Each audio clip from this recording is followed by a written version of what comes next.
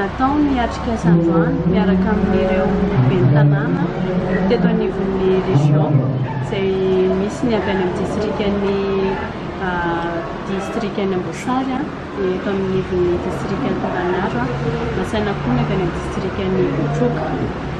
Ny Atrikasa Ady moa dia fitohizan'ny asa izay efa natao hatramin'izay ihany, izay asa amin'ny ady amin'ny fangerena ankalamazana izy io.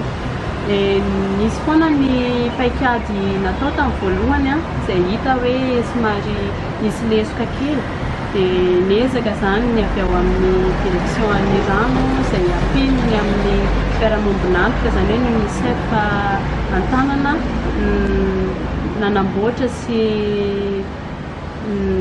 nanamboatra zany ny paikady izay hoentina indray ampiakarana andreo antotanisa marina sy tena izy any anivon'ireny kaominina tsirairay avy ireo. Ny antotanisa dia ny antotanisa manamarika ny isan'ny olona afaka amin'ny fangerena ankalamazana ao anatin'ny kaominina.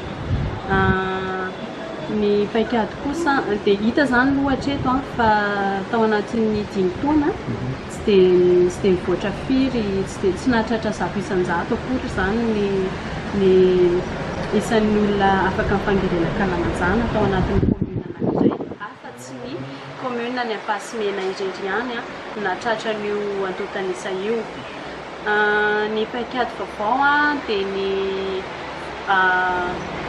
méthode entin'ireo agent communautaire any anivon'ny fokotany. Nisy fiche nampianarina tamin'ny zareo teo natorony maire zany hoe ohatrany ahoana fomba famenoan'ny an'ireo fiche ireo azahoana ny olona mampiasa ny kabile any anivon'ny zana-tanàna. Any koa zany misy an'le rafitra anankiray hoe ACC zay, agent communal assistant communal de coach ny anaran'izy io. Dia io no manambatra ny antotanisa izay hoentin'ny agent communautaire dia mampiakatra anazy ao anivon'ny commune. Dia rehefa mivoaka zany ny antotanisa dia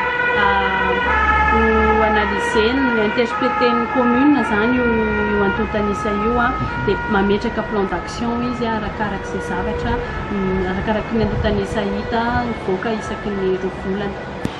Satria mantsy ny tanjona dia ho afaka amin'ny fangerena ankalamazana daholo ny commune rehetrarehetra eto amin'ny région Anôsy. Na dia nisy any ary ny fialanana commune sasany tao anatin'ny satria izay miara-miasa amin'ny UNICEF dia nisy commune sasany zany najanona tamin'io Atrikasa approche CLTS io. Dia ny andrasanay amin'ireto commune izay tavela zany dia mba ho afaka amin'ny fangerena ankalamazana izy aloha andraindraikitra ihany koa ny ben'ny Tanàna amin'ny fampiarana izay ny Atrikasa, ny stratégie rehetrarehetra izay efa napetraka toy izay dia ho afaka amin'ny fangerena ankalamazana tanteraka ny région Anôsy.